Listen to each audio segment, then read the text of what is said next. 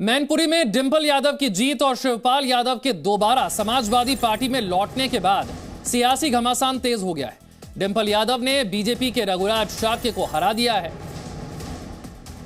मुलायम की इस सीट पर डिंपल यादव की जीत पर अब सियासत गर्म हो गई है। कल ही उपचुनाव के नतीजे सामने आए और डिंपल यादव ने मैनपुरी से इस उपचुनाव को जीत लिया। बीजेपी के रघुराज शाक्य को बड़े वोटों के अंतर से हराया है। बीजेपी के सांसद सुब्रत पाठक इस वक्त हमारे साथ जुड़ गए हैं। सुब्रत जी, क्या वजह मानते हैं इतनी बड़ी जीत मैनपुरी से डिंपल यादव की?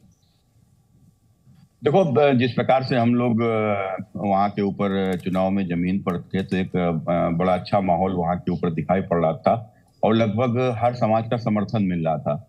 लेकिन आखिरी में जब वोट समाजवादी पार्टी की तरफ जाना तो चूंकि वहां उनके घर की सीट के ऊपर। क्या आप सिलाई सीखने के लिए हजारों रुपए खर्च करने के लिए चिंतित हैं? फ्रीडम ऐप को डाउनलोड करें, 40 घंटों का टेलरिंग कोर्स देखिए और खुद का टेलरिंग बिजनेस शुरू करें। पर पूरा घर और घर घर जाकर जिस प्रकार से प्रचार किया है, प्रचार के साथ ही साथ नेताजी को श्रद्धांजलि के नाम पर वोट मांगे हैं, तो मैं समझता हूं तो नेताजी तो वास्तव में एक बड़े नेता थे और मैनपुरी में तो एक वहां के ऊपर देखने में आया कि दूसरे दलों के लोग, दूसरी विचारधारा के लोग उनको वोट कर देते थे। उनका व्यक्तित्व था।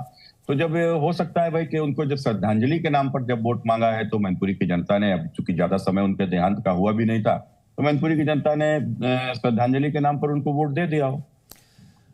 सुब्रत जी, उपचुनाव के नतीजे, डिंपल यादव की जीत, इसी के साथ साथ एक और बड़ी घटना कल ये घटी कि शिवपाल यादव जो हैं उन्होंने अपनी पार्टी का विलय कर दिया और वो एक बार फिर अखिलेश जी के साथ आ गए।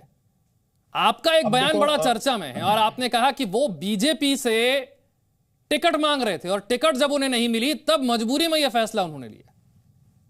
अब देखो, अब ये तो सर्वविदित है कि जिस प्रकार से 2019 के चुनाव में वो फिरोजाबाद से भारतीय जनता पार्टी से टिकट मांग रहे थे, लेकिन भारतीय जनता पार्टी ने उनको न तो उनके साथ में गठबंधन किया और ना ही उनको किसी प्रकार का उनको क्या नाम टिकट दी और ना ही गठबंधन किया। तो यही कारण रहा कि आपको देखा होगा कि वो 2022 के विधानसभा चुनाव में वो अपने वापस लौट के, मैंने पूरा परिवार फिर एक हो गया। और उसके बाद में फिर जब उनकी सरकार नहीं बनी तो वो फिर अपने भतीजे से अलग होने के जो भी विषय चर्चा में आए, आप सबने देखा सार्वजनिक कितनी तल्ख टिप्पणी तक एक दूसरे के लिए वो लोग कर रहे थे। तो कुल मिलाकर विषय ये नहीं है, विषय ये है कि आखिर समाजवादी पार्टी से अखिलेश यादव जी ने उनको आखिर निकाला क्यों था, उनको उस समय के ऊपर हटाया क्यों था, उनको जब वो मंत्री थे तो उनको मंत्री रहते हुए उनके विभाग क्यों छीन लिए थे। तो उसका सबसे बड़ा कारण ये था कि शिवपाल सिंह जी ने, आप याद हो कि प्रदेश अध्यक्ष रहते हुए मुख्तार अंसारी और उनके परिवार का विलय समाजवादी पार्टी में कराया था उनकी पार्टी का। तो इसका विरोध करते हुए सार्वजनिक अपनी अपनी छवि को क्लीन बनाने के लिए अखिलेश जी ने उनसे दूरी बनाई थी। और इसी कारण से आज अखिलेश जी उनको ये दिखाते हुए कि वो गुंडों के एक तरीके से संरक्षण देते हैं, समाजवादी पार्टी का जो भी गुंडा चरित्र है वो उन्हीं के कारण से है। तो ये सारा विषय था। तो आज उनको फिर वापस ले लिया है, आज उनका फिर विलय समाजवादी पार्टी में हो गया। तो फिर आखिर क्या मैसेज इससे अखिलेश जी देना चाहते हैं, तो वो बताएं। अच्छा, गुंडे माफिया वाली जो बात आपने की, इस पर मैं आपसे आगे फिर सवाल करूंगा, लेकिन पहले मेरा सवाल आपके पहले जवाब को लेकर था। आपने कहा टिकट मांग रहे थे बीजेपी से, बीजेपी ने टिकट दिया नहीं तो मजबूरी में अखिलेश जी के पास वापस चले गए। क्या मैनपुरी से भी चुनाव लड़ना चाहते थे शिवपाल जी? क्या मैनपुरी वाले चुनाव से पहले भी कोई बात हुई थी क्या? अब इसको ज्यादा अच्छा तो हमको लगता है कि आपको नेतृत्व तो हमारा बता सकता है कि उन्होंने क्यों मना कर दिया। बाकी तो ये तो विषय सर्वविदित है, पार्टी में जो भी अंदर के लोग हैं वो इस बात को जानते हैं कि वो चाहते थे कि मैनपुरी से उनको चुनाव लड़ाया जाए। फिर उनकी सुरक्षा घटा दी गई, इसे इससे जोड़कर देखा जाने लगा।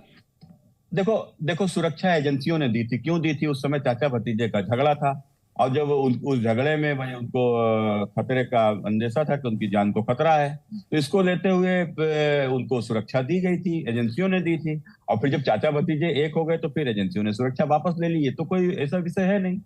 यानी कि अगर मैनपुरी से चुनाव लड़ने के लिए टिकट बीजेपी दे देती तो शिवपाल जी वापस नहीं जाते? देखो, शिवपाल जी वापस जाते नहीं जाते विषय नहीं था। विषय ये था कि कुल मिलाकर अब जिसके ऊपर माफियावाद का, गुंडागर्दी को संरक्षण देने का जिनके ऊपर आरोप हो, भारतीय जनता पार्टी को कैसे ले सकती है? और खासकर हमारे इन क्षेत्रों में जो देखने को आया है कि जिस प्रकार का आतंक समाजवादी सरकार रहते हुए यहाँ के ऊपर लोगों के ऊपर था, तो उसमें ऐसे ऐसे लोगों को संरक्षण जो देगा वो भारतीय जनता पार्टी में कैसे आ सकता है, कैसे रह सकता है कि जिन्होंने भाजपा के लोगों के ऊपर अत्याचार किए हों, आमजनों के ऊपर अत्याचार किए हों, गरीबों के ऊपर अत्याचार किए हों। एक लंबी इसकी स्टोरी बनाई जा सकती है, एक लंबा इसका सूची बनाई जा सकती है, खासकर इटावा, मैनपुरी, आप कन्नौज, आसपास क्षेत्रों में कि किस प्रकार से यहाँ के ऊपर जमीनों पर कब्जे हुए हैं, आज भी बरकरार हैं। तो अगर उनकी एक लंबी सूची बनेगी तो समझ में आएगा। अब समाज भारतीय जनता पार्टी की सरकार आने के बाद धीरे धीरे कार्रवाई हो रही है। अभी हमारे ही जनपद में सैकड़ों हजारों बीघा जमीन जो है इस प्रकार के लोगों से खाली कराई गई है, जो कि सरकारी जमीनों के ऊपर कब्जा कर रखे थे। कितने बार बहुत गरीबों की जमीनों पर कब्जा कर रखे थे, दलितों की जमीनों पर कब्जा कर रखे थे, तो वो सब धीरे धीरे खाली कराई जा रही है। बहुत बहुत शुक्रिया सुब्रत पाठक जी हमारे साथ जुड़ने के लिए। क्या आप सिलाई सीखने के लिए हजारों रुपए खर्च करने के लिए चिंतित हैं? फ्रीडम ऐप को डाउनलोड करें, 40 घंटों का टेलरिंग कोर्स देखिए और खुद का टेलरिंग बिजनेस शुरू करें।